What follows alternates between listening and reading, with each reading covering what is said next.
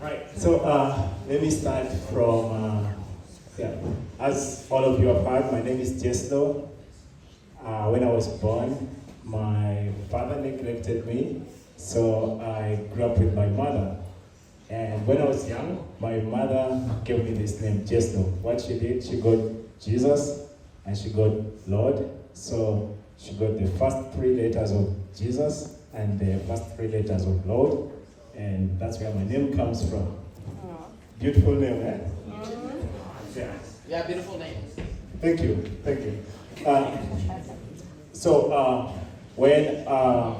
When I was 3 years, unfortunately my mother passed on, so she left me in the hands of my grandmother. And it's my grandmother who took me to school and also who took me to church. So I remember when I was 5 years, she gave me a tiny coin and told me, okay, today we are going to church. I was excited because I had the coin. So we went to church. I didn't know what I was learning there, but I kept going to church. And I learned a lot from church. I learned how to trust God. I learned how to pray. And unfortunately, my grandmother passed on in 2009. So, and that is where my life changed. That is where my whole story, which God authored, started from.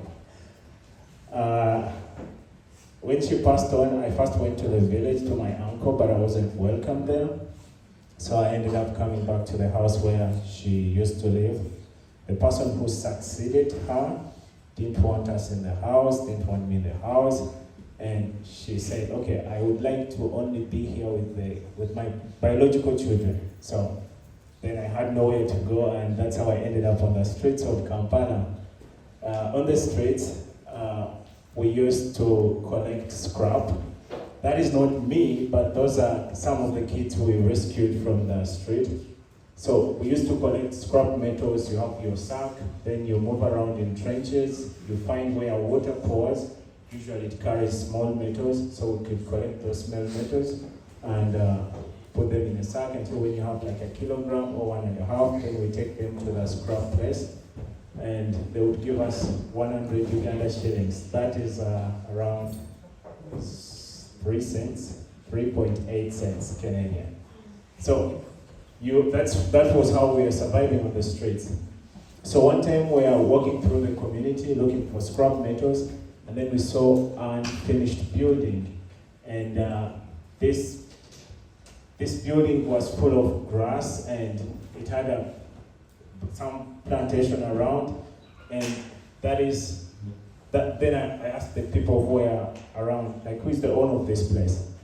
They said, there is an Ajati around. She's a Muslim person. So I went to her and I told her, can you please allow us to stay in this place? We'll clean it and we'll take care of it. She said, yeah, but it had no roof, it had no door. So literally we couldn't stay there. She said yes because she knew it was maybe impossible. So we got papyrus.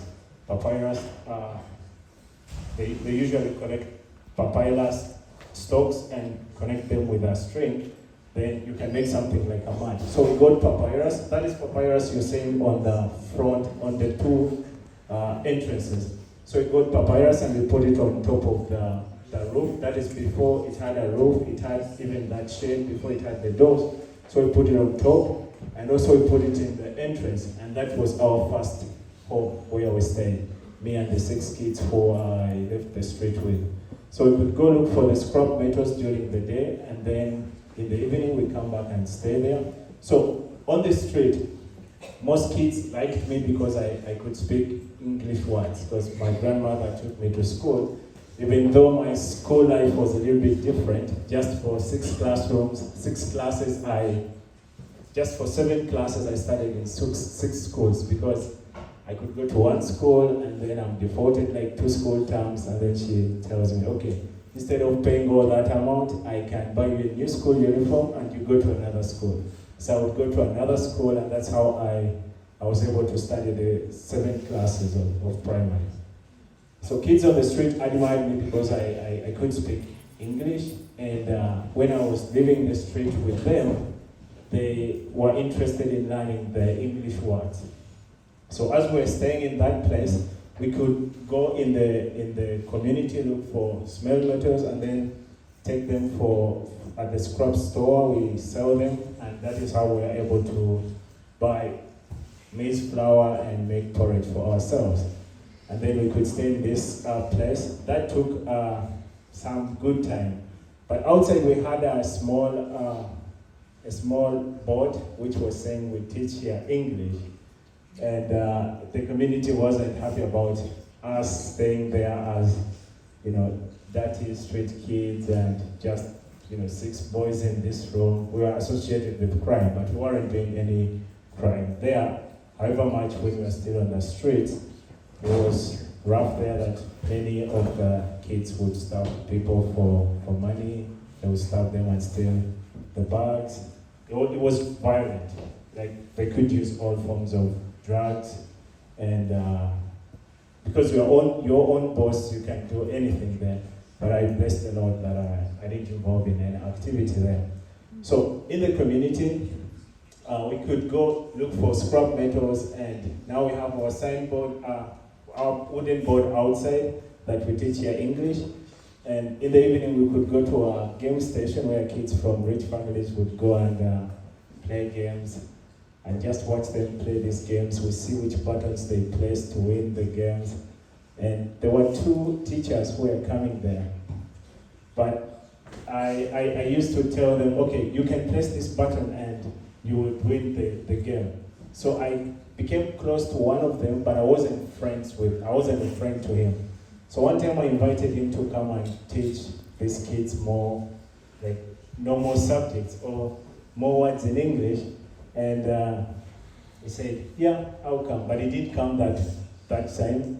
So it took like a month, and I was there again, and I saw him and I told him, would you please come and help teach some things in English so that they know better what. He said, yeah, I would say. So he came with 2 books after like a couple of days, and they started to teach these kids like real things, like subjects, more structured learning than what I was doing.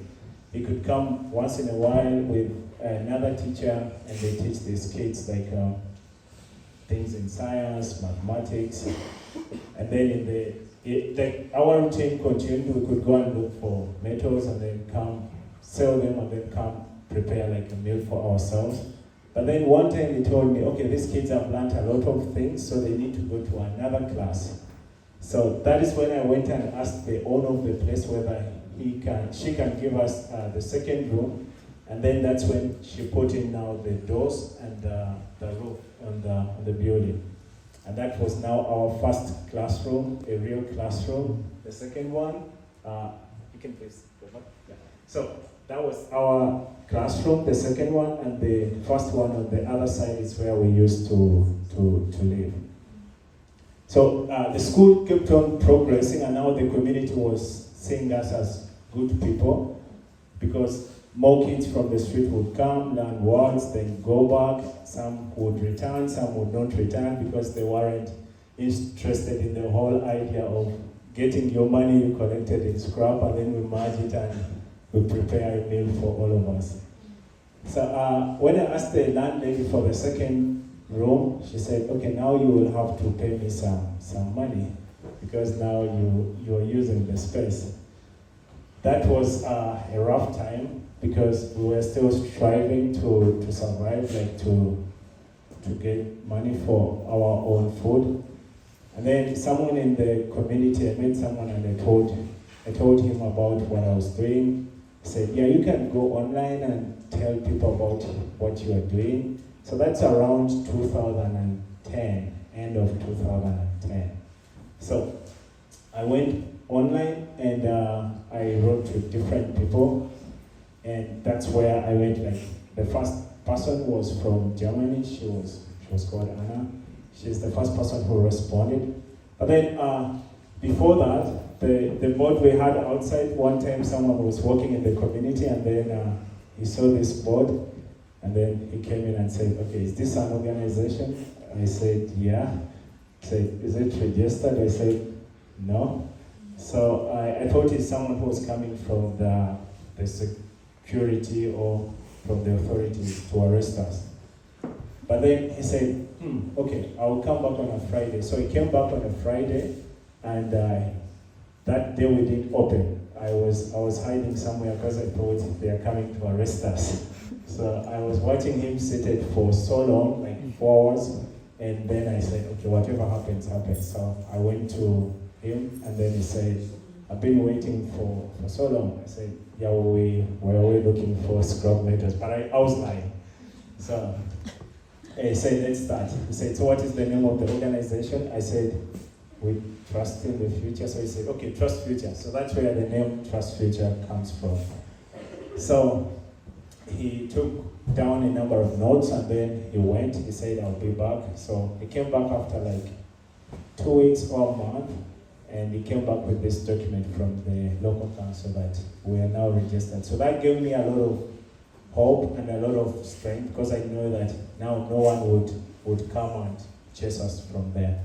So then we were like, we had now gotten the 2 classrooms, and these teachers were coming to teach. I was going online, writing to different people, telling them what I'm doing, but it wasn't something which was so clear. So I thank God that he was able to lead this young lady's heart to come and join us. So that was the first person who came around, and she was helping to raise money so that we can be able to pay the place where we're staying.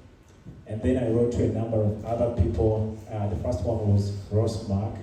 He now moved away from Dawson. He lives in Edmonton, something like that.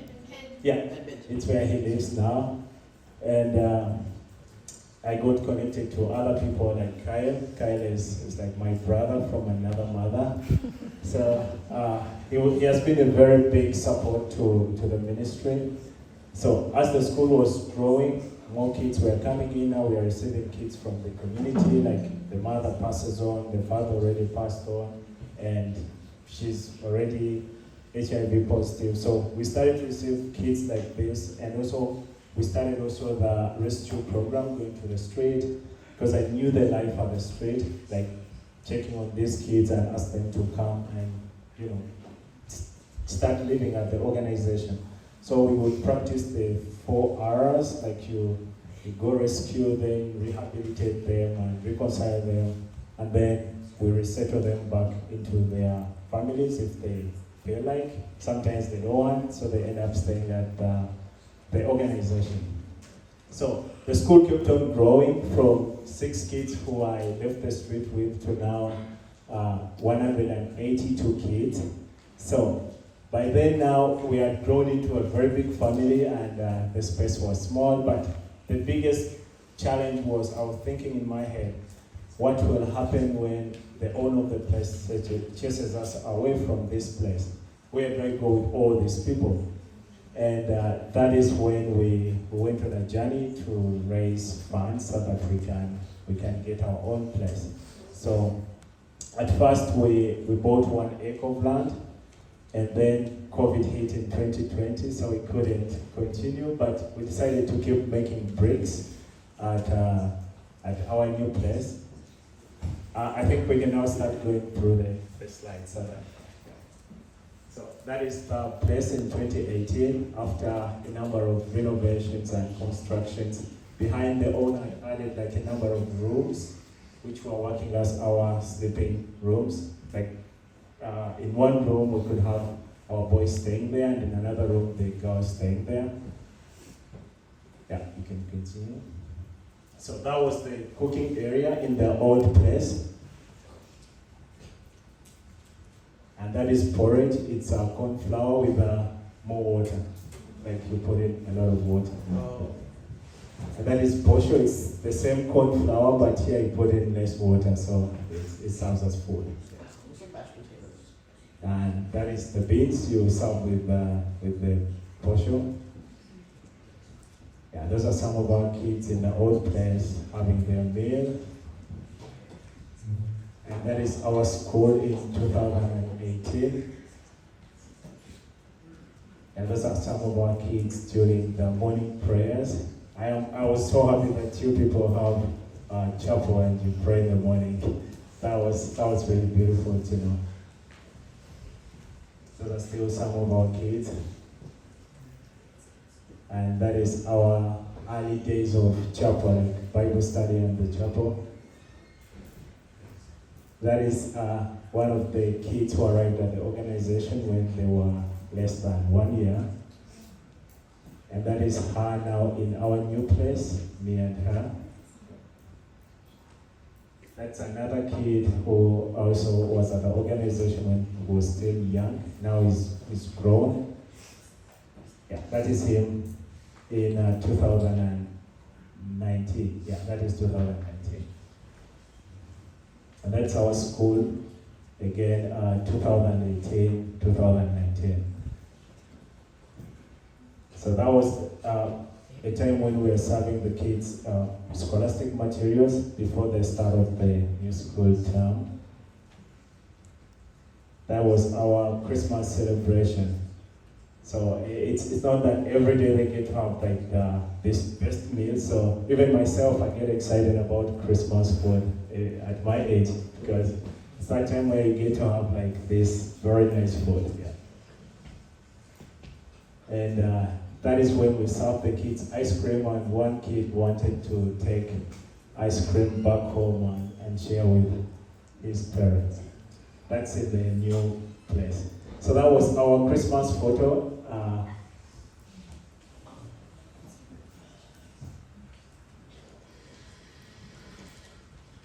All right, so now we're there. When COVID hit, and now we're starting to make breaks in our new place, because we couldn't move around so much. There were curfews and what was it called? Like they couldn't allow people to go to another district, so you would only stay in your district. So we decided to make breaks during that time, so that anytime they open, we can start the construction work. Those are the bricks made from soil, like dirt mixed with water. And that is when now we started constructing our own place in 2020, July 20th. That is when we started to construct our new place, which can now become a new home for the ministry. That's still the work in progress of the construction work. That is also more construction work. Then we fixed in the windows.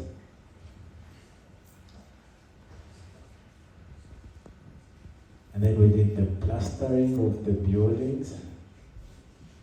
Then we installed in the floor. Then we were getting ready to move in, because we are doing the final touches now. And that is the day in 2023, 10th December, we moved into our new home, where today we house 400 kids who are studying from there, and 192 now stay in that place. That is a photo of some of our kids in the new place. And that is the school time, that is during school. Still, it's school time. That is during our lunch time in the new place. That is our garden. So we've been blessed with a very beautiful garden, because Uganda, being on the equator, we receive a very good weather there, so we are able to grow now crops which can supplement on the diet of our kids.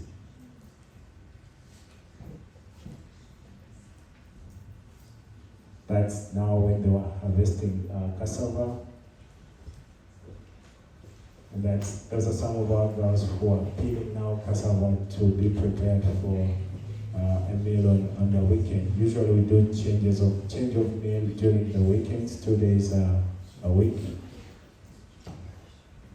That is our initial kitchen at the new place, because when we were constructing the place, the excitement was all about moving into the new place, having the classrooms ready, and also having the sleeping areas ready.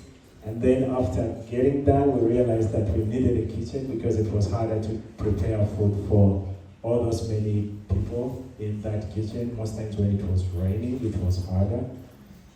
So we went on a journey now to construct a new kitchen. So the 2 rooms on the left-hand side are sleeping rooms for our teachers, and the first bigger area is our kitchen.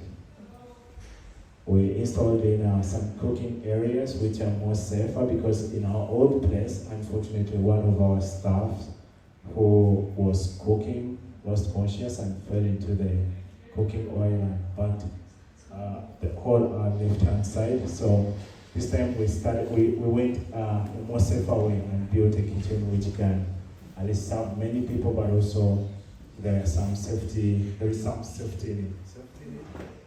Like, it is also safer, yeah. That is one of our older kids during the holidays when he's cooking. So also we've been able to establish a well there which can serve water to all the kids around from the borehole. That's our borehole. And those are some of the people who have been at the organization to volunteer and to participate in serving God in our little garden there. There's another volunteer in the old place. And there is another volunteer who came around when kids were doing updates to their sponsors. Right, so that has been my journey, which God has led me to work and to serve Him. And I'm really humbled that I was able to pick up the call, even though I had my personal dreams on the streets. Like, I never thought of starting that. My dream was to, get much money, buy myself a whole chicken, sit in a bush, eat it alone, and God picked me up and used me in that way. So, is anyone having a question? Yes, please.